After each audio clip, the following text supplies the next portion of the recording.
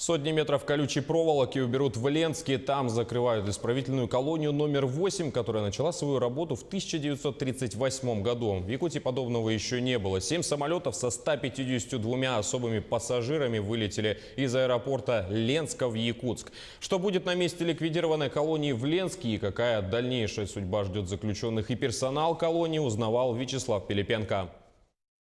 Обычному человеку здесь становится не по себе. Колючая проволока по периметру и таблички с напоминаниями о воле. Это место скрыто от глаз горожан, но каждый житель Ленска знает, кого содержали за колючей проволокой исправительной колонии номер 8. Учреждение, ставшее частью печально известной системы ГУЛАГ, получило статус колонии особого режима в 2001 году. И вот спустя 80 лет стены колонии впервые пустуют. Колонию основали в октябре 1938 года. За 80 лет эксплуатации деревянные здания изрядно износились и не отвечали требованиям по содержанию заключенных. Проводимые ремонты не меняли ситуацию. Содержать заключенных и работать сотрудникам колонии в ветхих зданиях попросту опасно. Лимит наполнения колонии составлял 500 мест, включая участок особого режима на 150. Для безопасной работы персонала и содержания осужденных было принято решение о переводе учреждения в другое здание и даже другой населенный пункт. Было принято решение создать, в поселке Верхний Бестях, что находится в 100 километрах от города Якутска, участок особого режима, куда всех наших осужденных конвоировали. Конвоирование заключенных – самый сложный и ответственный этап. 152 преступника, все маньяки, убийцы и рецидивисты. Чтобы перевести их, потребовалось 7 рейсов. На каждом этапе следования заключенных сопровождали конвоиры. А в аэропорту Якутска особых пассажиров встречали бойцы спецназа с оружием и собаками. С города Ленска до Якутска конвоирование происходило отделом по конвоированию.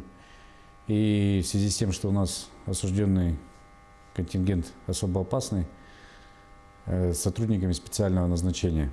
В связи с тем, что основная часть осужденных у нас находилась из города Якутска, на данный момент осужденным будет лучше обеспечено их право на проведение свиданий с родственниками. На территории уже бывшей исправительной колонии особого режима появится исправительный центр для осужденных к принудительным работам на срок от 2 месяцев до 5 лет.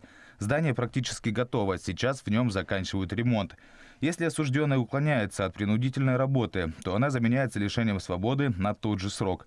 Ликвидация колонии сказалась не только на жизни заключенных, но и сотрудников.